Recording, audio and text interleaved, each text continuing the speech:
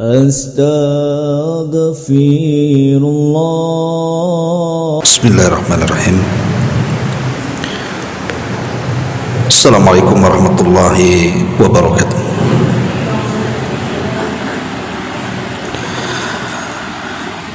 Alhamdulillah. Alhamdulillahilladzi bi ni'matihi tatimmus shalihat. Asyhadu an la ilaha illallah wahdahu rabbi la syarika lah. Wa asyhadu anna Muhammadan abduhu wa rasuluhu alladzi la nabiyya ba'da.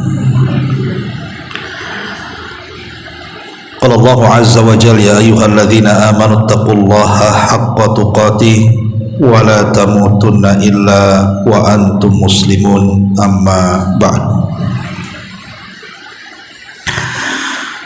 Alhamdulillah, di pagi ini kita bisa kembali duduk untuk bermajlis ilmu, dan pagi ini kita akan mengambil hikmah dan pelajaran dari salah satu putra Nabi Nuh alaihi salatu wassalam yang kufur. Siapa dia? Kan'an ibn Nuh alaihi salatu wassalam. Disebutkan dalam surah Hud ayat 41 sampai 47. A'udzubillahi minasyaitonir rajim. Bismillahirrahmanirrahim. Wa qala irkabu fiha bismillahi majreha wa mursaha. Inna rabbi laghafurur rahim. Wa hiya tajri bihim fi mawjin kal jibal. Dan dia berkata, naiklah kamu semua ke dalam kapal tersebut dengan menyebut nama Allah pada waktu berlayar dan pada waktu berlabuh. Sungguh Tuhanku Maha Pengampun lagi Maha Penyayang. Dan kapal itu berlayar membawa mereka ke dalam gelombang laksana gunung-gunung besar. Wa nada Nuhun ibnahu.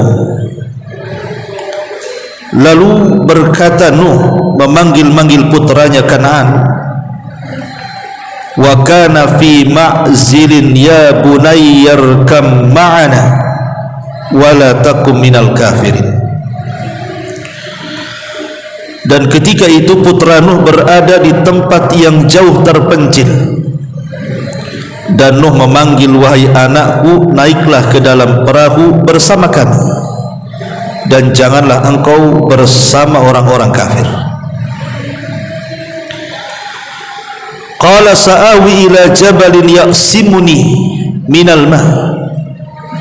Maka anaknya pun menyahut dan mengatakan, aku akan mencari perlindungan ke gunung-gunung yang dapat menghindarkan aku dari air tersebut. Maka Nuh mengatakan, la asimal yawma min amrillah illa man rahim. Wahai putraku, tidak ada yang melindungi dari siksa Allah pada hari ini selain Allah yang Maha Penyayang. Wa hala bainahumal mawju fakana minal mughraqin. Dan gelombang-gelombang itu menjadi penghalang antara keduanya, maka putra Nuh tersebut termasuk orang-orang yang akan ditenggelamkan.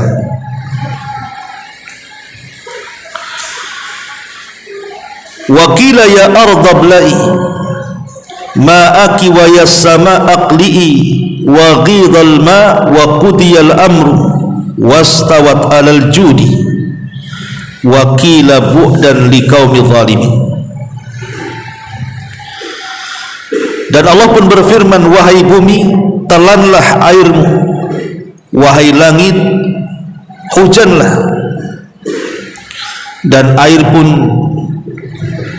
ketika Allah subhanahu wa ta'ala kemudian memerintahkan untuk surut, maka air pun kemudian surut dan perintah pun diselesaikan, dan kapal itu pun berlabuh di atas gunung Judi, dan dikatakan binasalah orang-orang zalim itu. Wa nada Nuhun rabbahu faqala rabbi inna bani min ahli wa inna wa'dakal haq wa anta ahkamul hakimin.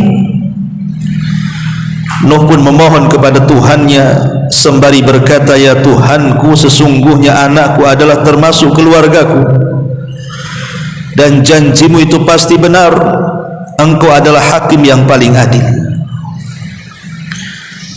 Maka Allah mengatakan, ya Nuh, innahu laisa min ahlik, innahu amalun ghairu salih, fala tas'alni ma laisa laka bihi ilmun, inni a'idzuka an takuna minal jahilin. Maka Allah subhanahu wa ta'ala berfirman, wahai Nuh, sesungguhnya dia bukan keluargamu, karena perbuatannya sungguh tidak baik. Sebab itu janganlah engkau memohon kepadaku sesuatu yang tidak engkau ketahui hakikatnya. Aku menasihatimu agar engkau tidak termasuk orang bodoh.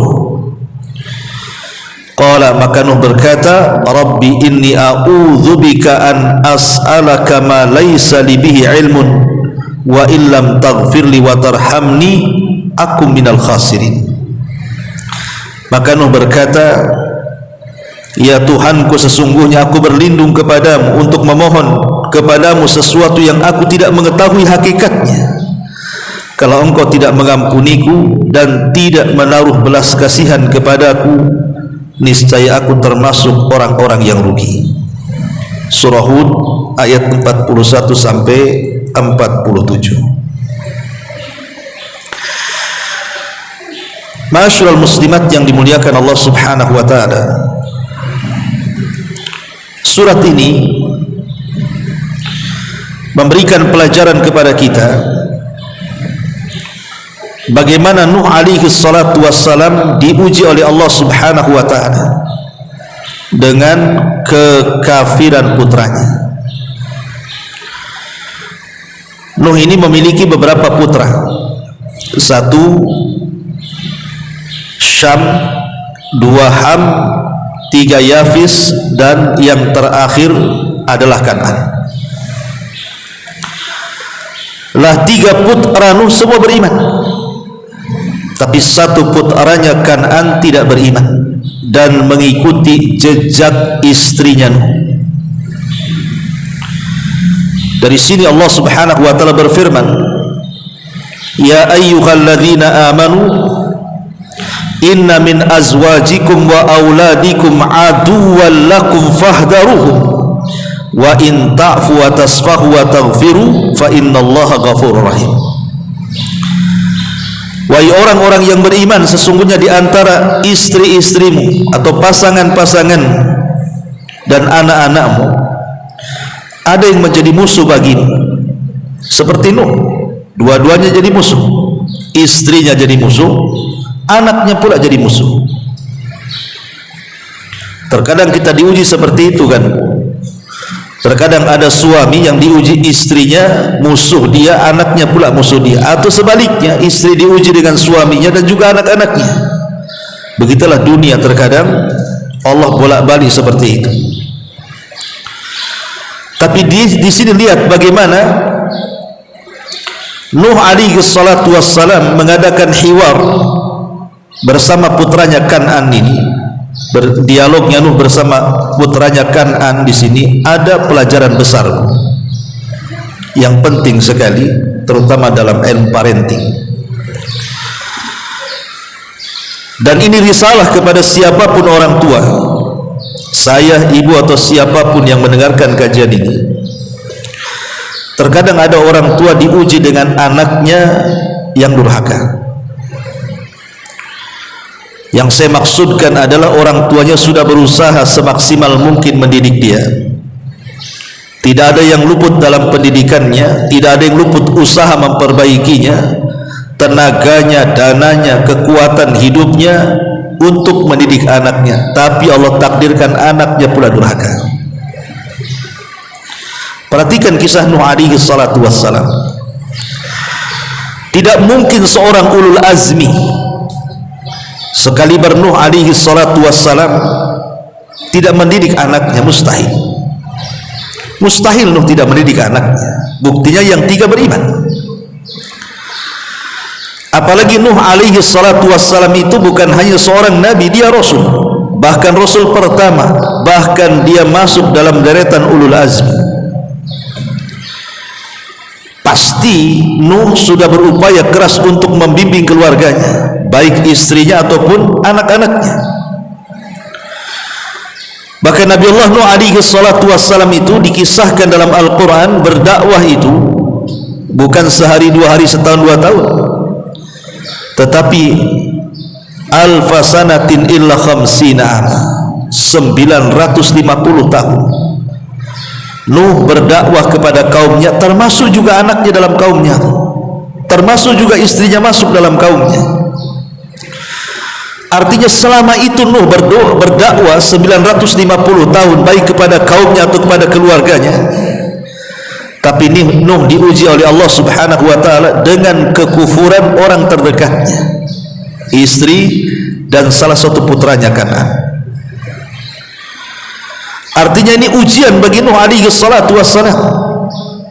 Sebab kalau seluruh keluarga Nuh menjadi baik, anggaplah istrinya salehah atau putranya Kan'an juga tidak kufur dan beriman kepada Nuh, artinya seluruh keluarga Nuh itu baik, tentu Nuh alaihi salatu wassalam tidak perlu bersabar. Tetapi dengan kesabaran Nuh alaihi salatu wassalam, karena diuji oleh Allah, bukan hanya kaumnya kufur, tapi istrinya juga kufur, anaknya juga kufur, maka diangkatlah Nuh bukan hanya menjadi seorang nabi dan rasul, karena kesabarannya meningkat menjadi ulul azmi. Karena kesabarannya itulah maka disebut ulul azmi. Makanya Allah mengatakan kepada Rasul, fasbir kama sabara ulul azmi minar rusul. Sabarlah wahai Muhammad sebagaimana sabarnya ulul azmi. Salah satunya Nuh. Dia dikenal dengan kesabarannya menghadapi istri dan anaknya. Padahal dakwahnya bukan sehari 2 hari. 950 tahun dia menasihati istri anaknya itu. Tapi hidayah tidak menyentuh keduanya. Sampai pada waktunya ketika azab Allah subhanahu wa ta'ala ditimpakan kepada umat Nuh yang kufur kepada Allah azza wa jalla, termasuk anaknya Kan'an. Lihat, tidak mungkin orang tua ketika melihat anaknya hendak tenggelam dibiarkan, kan? Mustahil. Kita punya anak mau tenggelam, tidak mungkin orang tua diam saja. Pasti orang tua akan berusaha menyelamatkannya. Bahkan betapa banyak orang tua sebejat apapun anak, kalau berkasus masuk penjara, dia usahakan untuk dikeluarkan. Bila perlu bayar lawyer dia bayar. Padahal sudah jelas-jelas anaknya itu kan kriminal. Ada orang tua yang sayangnya seperti itu kepada anak karena mengharap kebaikannya. Lah begitulah Nuh alaihi salatu wassalam di sini. Coba bayangkan, Nuh alaihi salatu wassalam sudah jelas-jelas anaknya kurang ajar, sombong, tidak menerima dakwahnya, bahkan dia kafir lagi, mengikuti agama kaumnya. Tapi ketika datang azab Allah subhanahu wa ta'ala, Nuh masih menginginkan hidayahnya, karena itu putranya, darah dagingnya. Sampai dia mengatakan, disebutkan dalam Al-Quran, wa nada Nuh ibnahu wa kana fi ma'zilin ya bunayyarkam ma'ana wa la takum minal kafirin.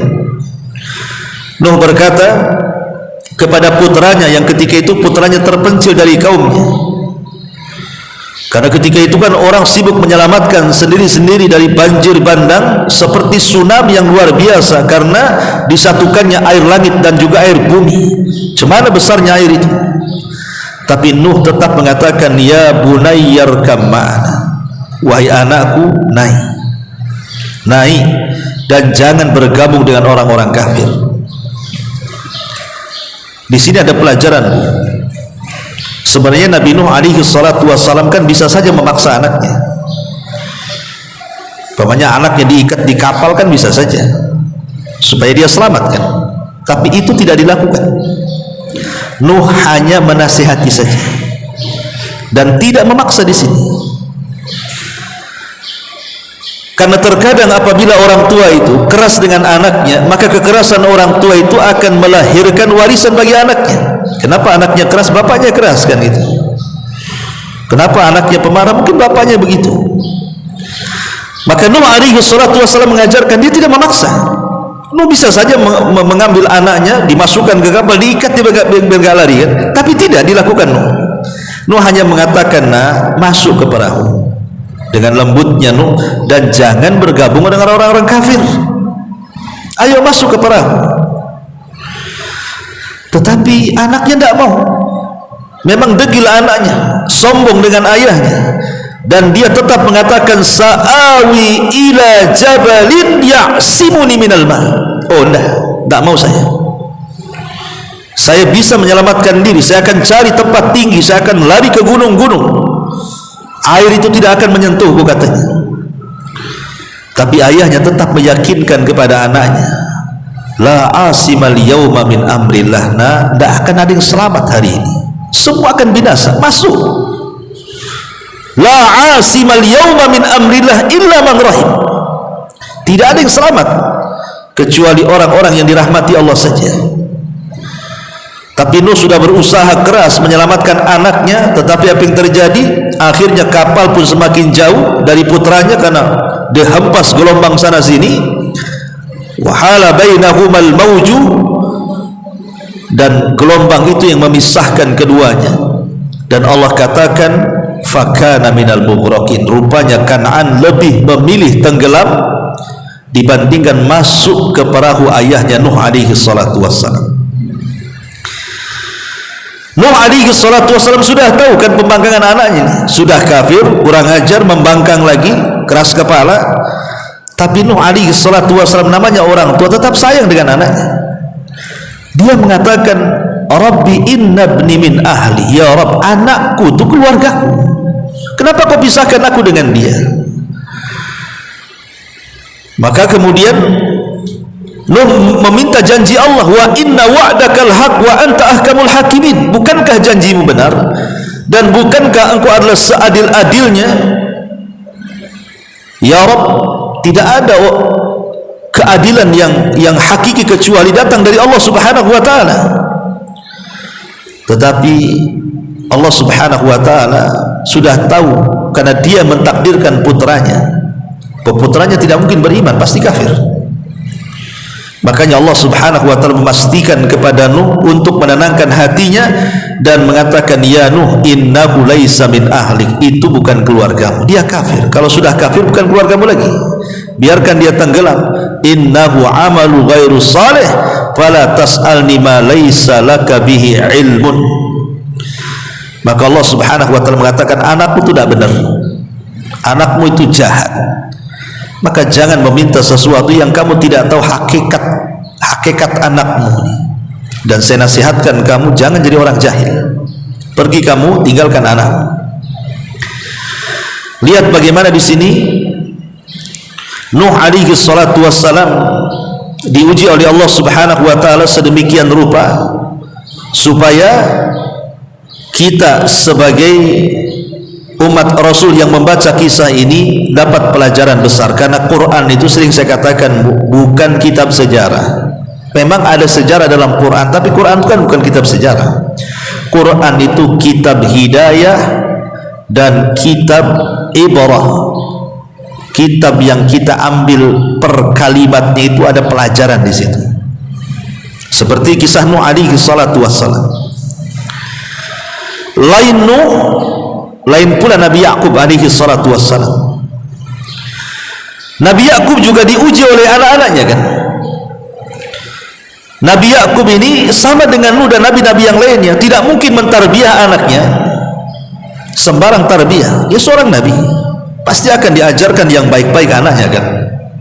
Tapi lagi-lagi pengaruh anak itu ternyata datang dari siapa? Dari istri Yakub. Ya, sebagaimana Nuh pengaruh kepada anaknya, jadi istrinya juga. Anaknya mengikuti agama istrinya. Begitu juga Yakub yang 10 putranya yang hasad kepada Yusuf pun pengaruh dari ibunya kan. Makanya posisi ibu dalam keluarga itu sangat menentukan tarbiyah anak-anak. Makanya ada istilah al-madrasatul ahli. Ibu itu madrasah keluarga. Karena ayah ini jarang pulang, keluar pagi bekerja, kadang sore datang, nggak sempat dia mendidik.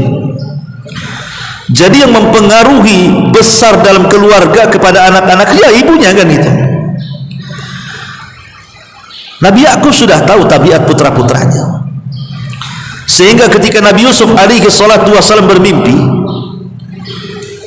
Nabi Yakub sudah mengatakan kepada Yusuf, ya bunai la taqsus ru'yaka la ikhwatika fayakidu laka kaida inna syaitan lil insani aduwwum mubin. Wahai anakku Yusuf, janganlah engkau ceritakan mimpimu ya kepada saudara-saudaramu tuh. Mereka akan membuat tipu daya kepadamu, karena setan itu musuhmu yang jelas.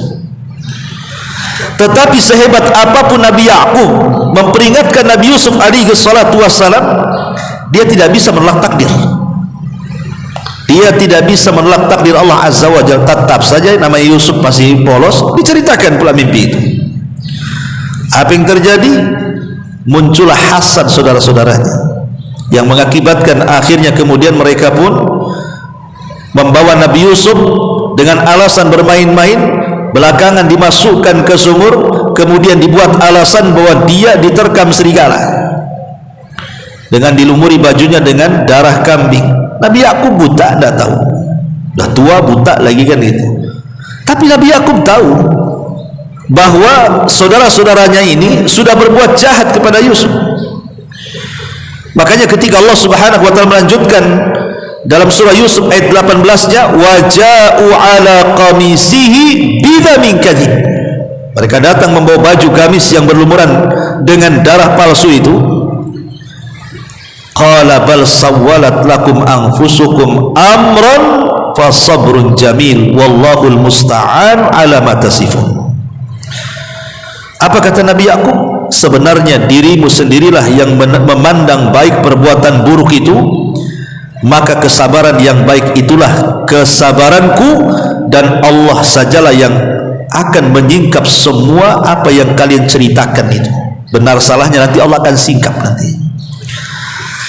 Tapi di sini ada pelajaran dari dua kisah ini. Kalau seandainya orang tua diuji oleh anaknya, anggaplah orang tua itu sudah mentarbiyah dengan tarbiyah yang baik. Seperti Nuh sudah mentarbiyah dengan tarbiyah yang baik, tapi Allah takdirkan pula Kan'an kufur. Ataupun sudah mentarbiyah tarbiyah yang baik seperti Yakub, tetapi juga anak-anaknya juga menyakiti anak-anak yang lainnya. Kalau itu terjadi, hanya satu kata, Bu, apa? Sabar. Apalagi? Sabar. Lihat tadi ayat yang saya baca, ya ayyuhalladzina amanu inna min azwajikum wa auladikum aduwwan lakum fahdharuhum. Wahai orang-orang yang beriman, sesungguhnya pasangan-pasangan kalian, anak-anak kalian itu bisa menjadi musuh bagi kalian. Hati-hati dari mereka. Sekarang kalau kenyataannya anak kita ini musuh kita, durhaka dengan kita, apakah kita sebagai orang tua mencaci maki anak kita? Apakah sebagai orang tua kemudian kita mengusir anak kita? Apa sebagai orang tua kita memukul anak kita dan begitu seterusnya dengan kekerasan? Tidak. Al-Quran mengatakan, wa in ta'fu wa tasfahu wa taghfiru fa innallaha ghafurur rahim. Allah Subhanahu wa taala justru kebalikannya. Kalau Allah takdirkan kita diuji seperti ini, justru orang tua jangan melakukan hal-hal yang di luar kesadarannya. Kan banyak orang tua itu kalau diuji anaknya durhaka, ya termasuk saya atau mungkin yang lainnya, terutama bapak ya, karena bapak ini kadang-kadang emosional kan itu. Terkadang bisa saja diusirnya anaknya kan, dimakinya anak itu, didoakan buruk, terkadang sampai melakukan kekerasan. Tapi Al-Quran mengajarkan tidak demikian. Kata Allah Subhanahu wa taala, wa in ta'fu, kalau engkau maafkan anakmu tuh. Ini jelas-jelas anak sudah jadi musuh tuh, dan durhaka dengan orang tuanya kan. Tapi Allah mengatakan apa? Wa in ta'fu, jika engkau wahai orang tua berlaku memaafkan, wa tasfahu, dan juga berlaku santun, wa taghfiru, dan berusaha memaafkan, maka itu lebih baik lagi karena Allah Maha Pengampun lagi Maha Penyayang. 3 kalimat, ta'fu, tasfahu, taghfiru. Apa maknanya? Ta'fu ini artinya memaafkan, tetapi memaafkan itu belum hilang kedengkian. Kita bisa memaafkan, tetapi marah belum tentu hilang. Saya maafkan, tapi masih dongkol kan? Karena maaf itu kan terlontar dalam lisan. Ada orang yang berbuat salah, akhirnya minta maaf. Ibu bisa aja maafkan, ya saya maafkan, udah selesai sampai di sini. Tapi kan masih gerutu tuh ibu, masih belum hilang ke dalam hati itu. Itu namanya ta'fu. Cukup sampai di sini tidak, dinaikkan lagi. Wa tasfahu.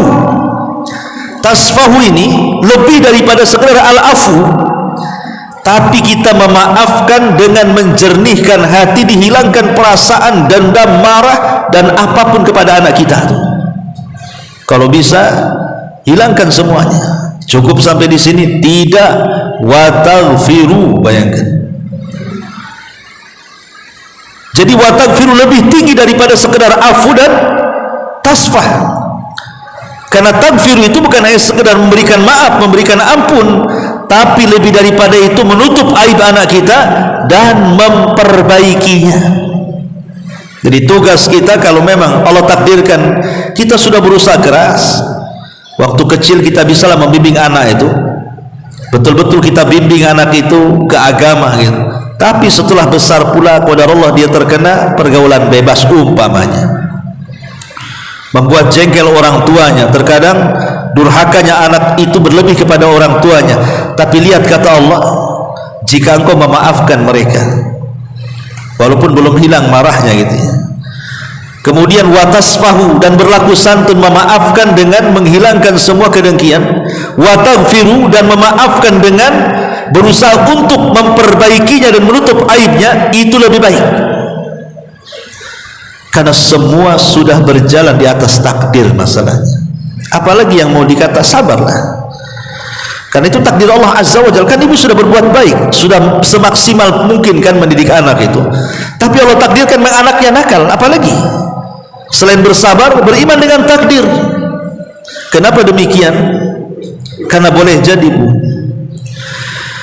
Allah Subhanahu wa Ta'ala hendak mengangkat derajat ibu dengan diberikan ujian seperti itu.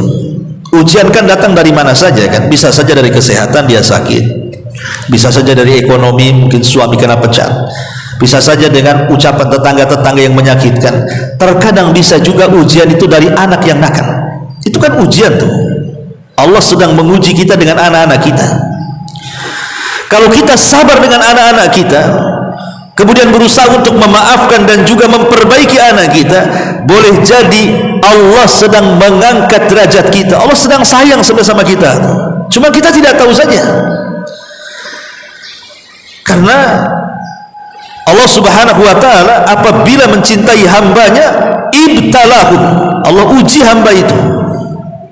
Makanya kenapa sebisa mungkin walaupun anak kita itu bu, nakal nakal-nakalnya, jangan pernah mendoakan buruk kepada mereka. Karena Allah mengatakan, Rasul mengatakan, la tad'u ala anfusikum wala ala auladikum wala ala amwalikum. Jangan mendoakan buruk kepada diri-diri kalian, kepada anak kalian, dan kepada harta-harta kalian. Jangan. Karena kalau sampai ibu doakan doa buruk, doa ibu itu mustajab. Kenapa? Selain memang orang tua itu mustajab doanya kepada anak, doa yang dizalimi itu mustajab masalahnya. Jadi dua mustajabnya itu. Pertama, memang orang tua apabila berdoa kepada anak itu mustajab. Sebagaimana Nabi SAW mengatakan, salasu da'awatin, ada 3 doa mustajabun akan diijabah. Da'watul walid ala waladihi, doanya orang tua kepada anaknya. Wa da'watul musafir, dan doanya orang yang sedang musafir. Wa da'watul madlum, dan doa orang yang dizalimi. Jadi kalau orang tua berdoa kepada anaknya dengan doa buruk, dua dia mustajab tuh. Dia dari pihak yang dizalimi oleh anaknya, itu sudah mustajab. Dia pula orang tuanya bagi anak itu lebih mustajab lagi. Karena begini Bu, terkadang wa asa an takrahu syai'an wa huwa khairul lakum, kan itu. Terkadang apa yang kita anggap buruk itu rupanya baik pula di hadapan Allah. Siapa tahu kan kita tidak tahu.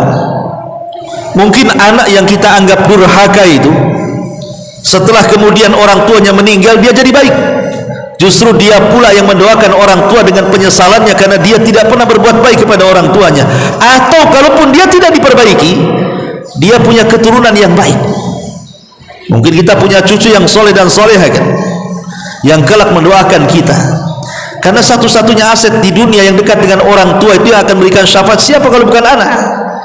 Makanya ada syariat akikah itu supaya anak kita memberikan syafaat bagi orang tuanya. Lah dari sini kita tahu bahwa apa yang harus didoakan orang tua dari dua kisah Nabi Yakub dan Nabi Nuh alaihi salatu wassalam, saya ringkas: satu, bersabar. Kemudian bersabar dengan apapun yang datang dari anak kita. Walaupun anak kita ini menyakiti orang tuanya, maka bersabar lebih baik. Kemudian berusaha untuk memaafkan, menghilangkan kedengkian hati kita kepada anak kita, dan berusaha untuk mengampuni kesalahan anak kita, menutup aibnya dan berusaha memperbaikinya. Ini yang pertama. Yang kedua, berdoa. Ketuk pintu langit. Makanya sini saya katakan, doa itu adalah salah satu bentuk mengetuk pintu langit. Kalau setiap hari kita ketuk pintu langit, tidak mungkin Allah membiarkan doa kita, pasti mustajab. Hari-hari, seperti yang saya sering analogikan, ibu benci sama saya, tapi hari-hari datang ke rumah mengetuk pintu, tidak mungkinlah saya nggak buka, pasti akan dibuka juga. Tapi Allah tidak mungkin benci dengan kita. Allah itu Ghafurur Rahim. Jangankan kita, iblis saja berdoa dikabulkan. Iblis lo berdoa dikabulkan. Apa kata iblis? Rabbi anzirni ila yaumi yub'atsun. Ya Rabb, tangguhkan aku sampai hari dibangkitkan kiamat ini. Apa kata Allah? Innaka minal munzarin. Engkau kukabulkan, kau tidak akan mati dan aku akan hidup sampai hari dibangkitkan. Lo iblis saja berdoa dikabulkan permintaannya. Kita ini bukan iblis, ya. Maka berdoa kepada Allah Subhanahu wa taala, minta kepada Allah supaya anak kita diperbaiki. Terus apalagi kalau ibu mencari waktu-waktu yang mustajab, tempat-tempat yang mustajab. Bangun di sepertiga malam, berdoa saat hujan, berdoa di antara azan dan qomat, berdoa setelah asar hari Jumat umpamanya, kan itu kan waktu-waktu mustajab tuh. Apalagi kalau doa-doa di waktu yang mustajab, mustahil Allah tidak kabulkan. Kalaupun seandainya Allah takdirkanlah seandainya. Anggap saja kita sudah berdoa, tapi juga anak itu juga tak berubah-berubah. Itu sudah kita kembalikan ke yang ketiga, berjalanlah dengan takdir Allah. Yang jelas ibu sudah melakukan hal yang terbaik, mengarahkan anak itu ke yang baik, sehingga kalau Allah takdirkan anak ibu masuk neraka, ibu tidak ke bawah-bawah, karena ibu tidak meremehkan pendidikan. Lain kalau seandainya ibu meremehkan pendidikan, kemudian anaknya jahat, setelah kemudian ibu tua ingin baik, apa nasi sudah jadi bubur? Anak itu akan menyeret orang tuanya ke neraka. Kalau tarbiyah kita ini taksiru fi tarbiyah, kita lalai mentarbiyah mereka. Tapi kalau sudah memang tarbiyah kita sudah maksimal, tenaga, biaya, pikiran betul-betul kita berikan kepada anak kita, tapi Allah takdirkan anak kita seperti itu sudah takdir namanya. Sudah takdir, mau diapakan lagi? Ya, sudah serahkan kepada Allah Subhanahu wa taala. Minimalnya kalau anak kita masuk neraka, kita orang tua masuk di situ. Dan Allah akan ganti dengan anak-anak yang baik kelak di surga. Kalau takdirkan, kita sudah berusaha anak kita naudzubillah sampai kemudian keluar daripada Islam umpamanya, kan, sampai murtad, naudzubillah, dia masuk neraka dan tidak akan kembali ke surga, karena orang kafir mustahil masuk surga. Maka Allah akan gantikan dengan anak-anak terbaik bagi kita di surga. Maka berjalan dengan takdir. Kalau sudah maksimal apa katanya, paling gak ada lagi ucapan kita kecuali ya ini sudah takdir Allah. Tetapi walaupun demikian, kita jangan pula kemudian bersandar kepada takdir, karena kita tidak tahu takdir Allah seperti apa kan. Tetap walaupun memang kita harus berjalan dengan takdir, yang namanya mengarahkan agama itu ke agama itu kewajiban. Pokoknya Allah takdirkan anak kita ini kufur, jadi kafir, pindah agama.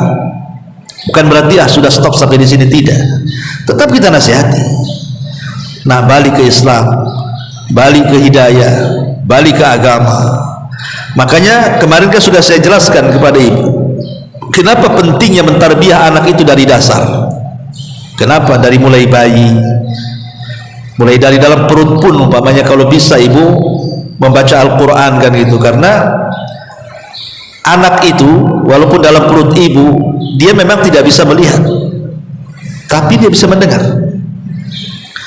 Karena Allah Subhanahu wa taala mendahulukan pendengaran dibandingkan penglihatan kan. Wallahu akhrajakum min butuni ummahatikum la ta'lamuna syai'an wa ja'ala lakumus sam'a wal basar. Allah yang mengeluarkan kalian dari perut-perut ibu kalian, kemudian Allah jadikan pendengaran baru penglihatan. Allah dahulukan pendengaran baru penglihatan. Maknanya apa?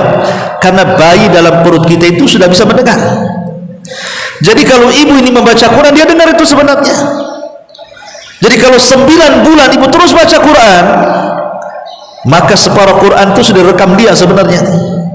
Makanya ada seorang penemu metode penghafal Quran terbaik di Mesir itu mengatakan bahwa kalau ingin menjadikan anak-anak itu para penghafal Quran, lah ibunya harus selalu mengaji ketika anak itu di kandungan tuh. Jadi separuh Quran sudah terekam dia tuh. Jadi kalau dia brojol saja, ibu tinggal ngarahkan saja, ingatannya sudah kuat tentang Quran tuh. Tapi kan sekarang tidak. Makanya kenapa orang-orang jadi penyanyi, jadi artis, jadi ibunya nyanyi terus waktu mengandungkan gitu ya, itu yang direkam tuh. Makanya dia mudah menghafal nyanyian, ibunya tukang nyanyi. Kalau ibunya tukang ngaji, maka dia akan mudah menghafal Quran. Kalau ibunya tukang nyanyi, itu pula yang dihafal dia, gitu maksudnya. Makanya di sini penting itu mulai tarbiyah dari kecil itu, ya, mulai dari kandungan sampai kemudian lahir, sampai kemudian menginjak besar dan terus membesar, terus tarbiyah. Jangan sampai mata kita terpalingkan dari anak kita. Kalaupun Allah takdirkan nih nanti dia besar dia jahat, insya Allah biasanya kalau tarbiyahnya baik, dia akan balik lagi. Dia akan balik lagi. Kalau kita sudah mentarbiyah baik, dia akan balik lagi. Kalaupun tidak balik lagi, ya itu sudah takdirnya. Tapi umumnya balik lagi. Contohnya kisah Nabi Yakub ini. Ketika kemudian saudara-saudaranya mencelakakan Nabi Yusuf alaihi salatu wassalam, di akhir kisah mereka taubat kan? Mereka bertobat kepada Allah Azza wa Jalla. Artinya kalau kita mentarbiyah dengan baik dari awal, kemudian pertengahan dia rusak, pasti akhirnya baik lagi, gitu maksudnya. Kalaupun Allah takdirkan kita sudah mentarbiyah dari awal, kemudian dia rusak terus, ya itu sudah takdir, seperti Kan'an putranya Nuh. Tapi kan ada upaya orang tua di sini, ajari mereka agama. Karena kalau agama tidak ada pada anak kita, makanya saya katakan, saya ulang, bahwa anak kita kalau tidak mulhid pasti mujrim, kalau tidak mujrim pasti mudmir, kalau tidak mudmir pasti syad. Kalau anak kita tidak mulhid, mulhid itu artinya menyimpang agamanya, pasti dia mujrim, dia jadi orang jahat. Kalau dia tidak jahat, maka pasti mudmir, dia kecanduan maksiat. Kalau tidak kecanduan maksiat, pasti ada penyimpangan seksual, jadi LGBT. Itu kalau tidak ada agama tuh, pasti terjatuh pada 4 perkara ini. Mungkin ketika sudah besarnya dia mulhid, agamanya masalah, bahkan sama sekali tidak peduli dengan agama. Atau mungkin mujrim, jadi jahat dia. Atau mungkin mudmir, gemar pula dia maksiat, gemar dengan khamar, gemar dengan narkoba, gemar dengan zina, gemar dengan macam-macamnya. Atau mungkin penyimpangan seksual tadi, akhirnya berubah jadi LGBT kan. Kita tidak tahu, itu karena tidak ada agama. Tapi kalau sudah ditarbiyah dari kecil bu, nggak mungkin anak itu terjerumus kepada 4 perkara. Kalaupun terjerumus, pasti balik lagi nantinya, ya. Ma'asyiral muslimat yang dimuliakan Allah Azza wa Jalla. Makanya yang Selanjutnya adalah al-istimrar fi munasahati abnai, terus menerus tidak terputus menasihati anaknya. Seperti Nuh ini kan tidak terputus, terus sampai tenggelam anaknya, tidak terputus. Yang namanya hati itu, Bu, namanya hati itu kan ada iqbal, ada idbar kan. Hati manusia itu terkadang menerima, terkadang menolak. Ada waktunya hati itu lapang, ibu mau nasihati, mau keras, mau lembut, terima. Tapi ada hati itu ketika sempit, mau sak lembut-lembutnya pun ditolak dia. Maka carilah waktu-waktu di mana anak-anak kita itu ketika hatinya lapang, ambil. Terkadang nasihat itu bukan kepada objek dan pokok masalah. Ingat ya, nasihat itu terkadang bukan hanya ditujukan kepada objek dan pokok masalah. Umpamanya anak kita mencuri, jangan kau mencuri, umpamanya. Bukan itu saja. Terkadang tidak perlu disentuh objeknya, tetapi cari yang lain yang bisa menghilangkan supaya dia tidak mencuri. Dia mencuri, jangan nasihati, nah jangan mencuri, tapi nasihati sholatnya. Cari perkara lain. Boleh jadi dengan sholat dia akhirnya takut kepada Allah, tak jadi mencuri gitu kan. Jadi nasihat itu kan tidak mesti objeknya.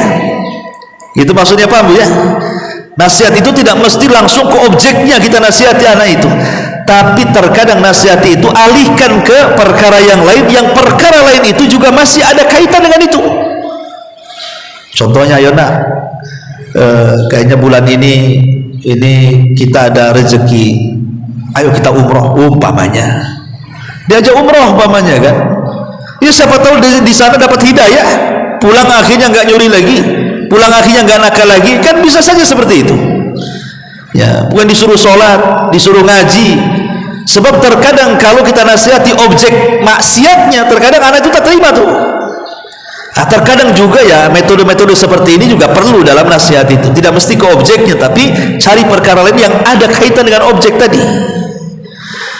Ma'asyiral muslimat yang dimuliakan Allah Azza wa Jalla, dan yang terpenting juga berbuat adil. Terkadang kenapa kemudian anak ini nakal? Karena orang tua tidak adil dengan anak-anaknya tuh. Di zaman Nabi Sallallahu Alaihi Wasallam ada seorang sahabat namanya Bashir. Bashir punya anak namanya Nu'man. Makanya Nu'man bin Bashir, sahabat Ansor yang pertama kali lahir pasca hijrah. Kalau sahabat Muhajirin yang pertama lahir pasca hijrah Abdullah ibn Zubair. Kalau dari kalangan Ansor, Nu'man ibn Bashir yang meriwayatkan al-halalu bayyinun wal haramu bayyinun, itu yang halal jelas, yang haram jelas, itulah Nu'man bin Bashir. Lah Nu'man ini punya ayah namanya Bashir. Lah karena Bashir ini kan banyak anaknya, salah satunya Nu'man. Lah Nu'man itu anak yang paling soleh dari semua anaknya. Jadi orang tuanya itu lebih sayang kepada Nu'man dibandingkan orang tua anak-anak yang lain. Itu kan tidak adil namanya. Saking sayangnya Bashir ini sampai dia hendak menghadiahkan sesuatu kepada Nu'man, dan ingin disaksikan oleh Nabi ketika menyerahkan hadiah itu kepada Nu'man. Datang Bashir kepada Nabi dan mengatakan, ya Rasulullah, ini anak saya Nu'man, dan ini anak yang paling saya cintai. Saya ingin memberikan hadiah kepada anak saya, tolong saksikan. Apa kata Rasulullah?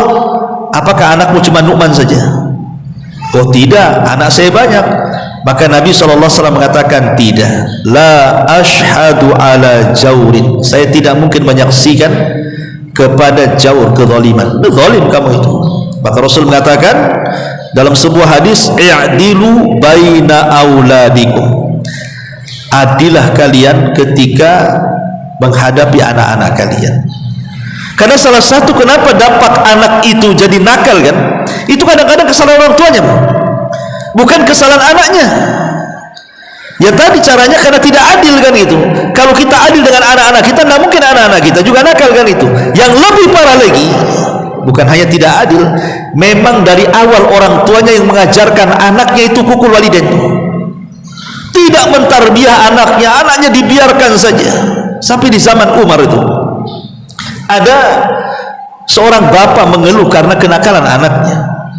Ini bapak ini datang kepada Umar radhiyallahu anhu yang ketika itu menjadi khalifah dan mengatakan, ya Amirul Mukminin, anak saya dikurang ajar.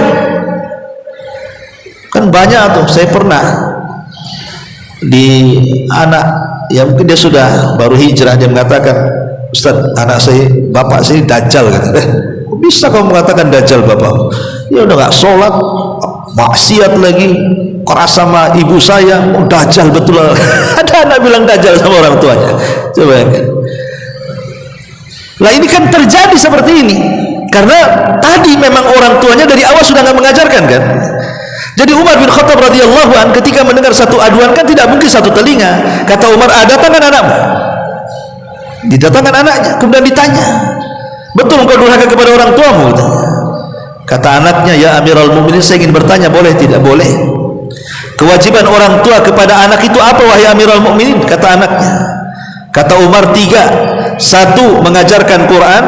2. Memberikan nama yang terbaik. 3. Mencarikan ibu yang baik.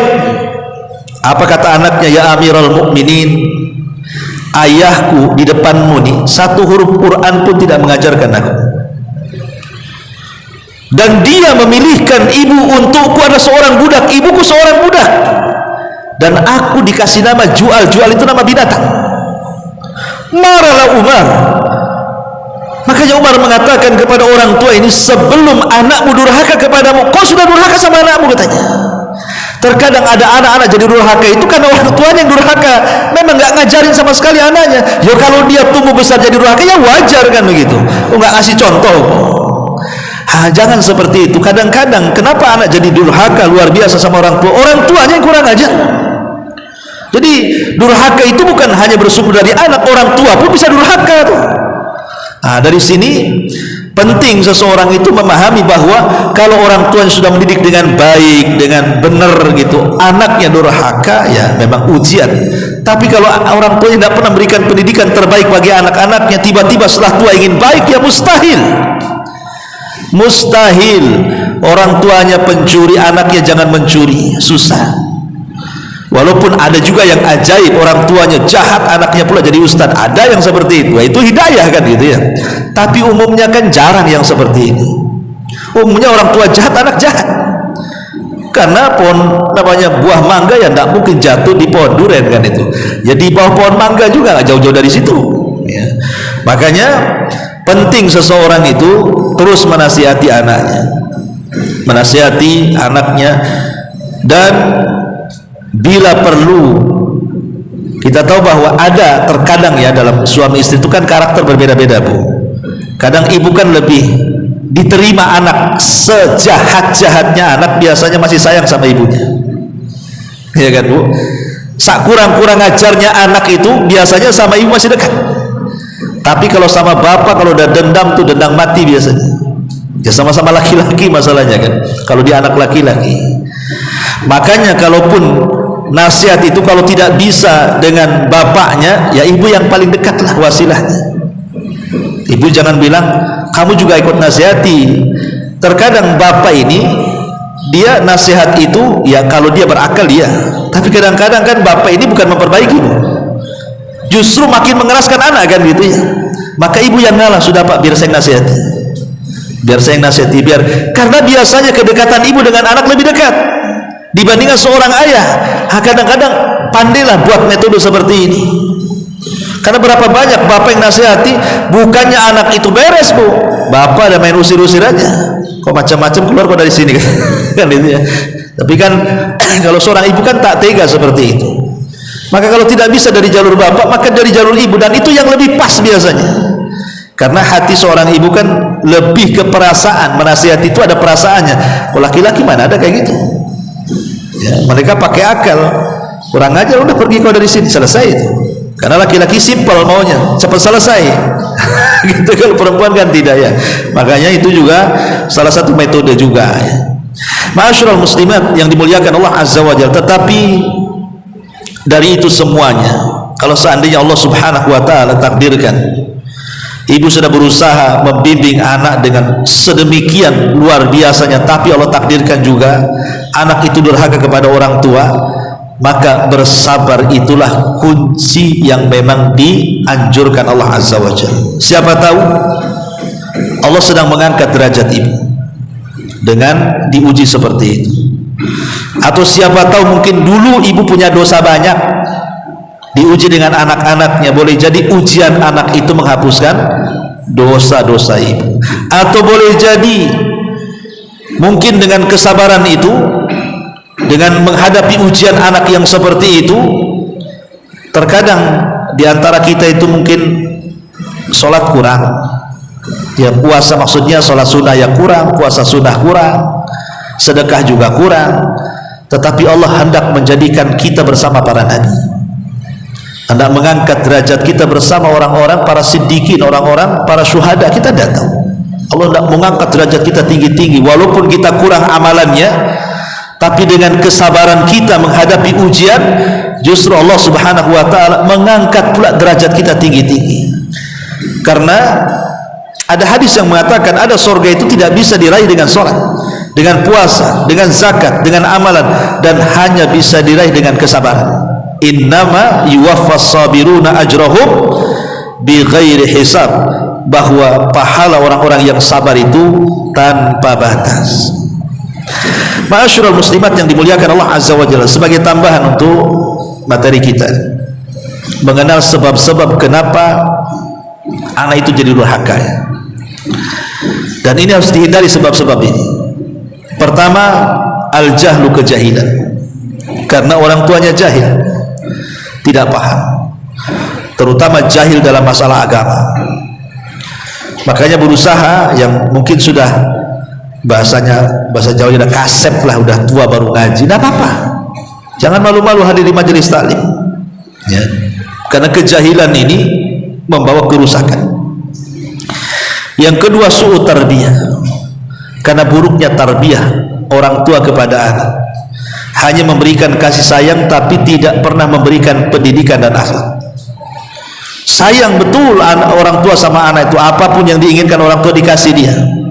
Anaknya minta handphone 10 pun dibelikan dia, anaknya minta kendaraan diberi, semua apapun karena atas nama sayang tadi. Tapi tidak ada tarbiyah. Dia tidak tahu kalau handphone merusak dia, kendaraan merusak dia, pergaulan merusak dia. Ini juga su' tarbiyah. Yang ketiga, uququl walidaini liwalidain. Boleh jadi orang tuanya durhaka kepada orang tuanya. Boleh jadi kita orang tua durhaka sama orang tua kita, akhirnya Allah karmakan kita dengan durhakanya anak kita dengan kita. Itu bisa terjadi, ya.